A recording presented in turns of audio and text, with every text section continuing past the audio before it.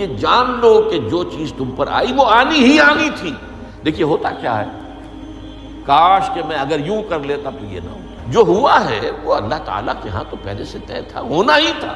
تمہاری کوئی تدبیر، کاش کہ میں اس وقت یہ کر لیتا، کاش، اس سے شیطانی عمل شروع ہو جاتا، کاش کہ یہ ہو جاتا، کاش میں یہ نہ کرتا۔ تو جان لے اس بات کو کہ جو چیز تم پر آئی ہے وہ ہرگز ٹلنے والی نہیں تھی۔ کوئی تدبیر تم کر لیتے، کوئی تم قدم اٹھا لیتے، کچھ بھی کر لیتے، وہ تو آنی ہی آنی تھی۔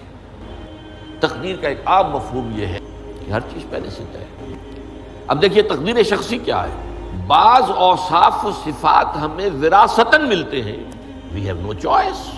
جو جینز بھی آپ کو ملے اپنے والدین کی طرف سے، وہ آپ کی شخصیت کا ظاہر بات ہے کہ فیصلہ کن طرز پر اس کو ڈھال دیتے ہیں، جینز ہے، پابندی ہے۔ نمبر 2 یہ کہ خاص طور پر جو گھر کا ابتدائی ماحول ہوتا ہے، ماں کی گود اور ابتدائی گہوارہ گھر کا، اس کے جو اثرات مرتسم ہو جاتے ہیں شخصیت کے اوپر، وہ بھی بڑے مستقل ہوتے ہیں، پختہ ہوتے ہیں۔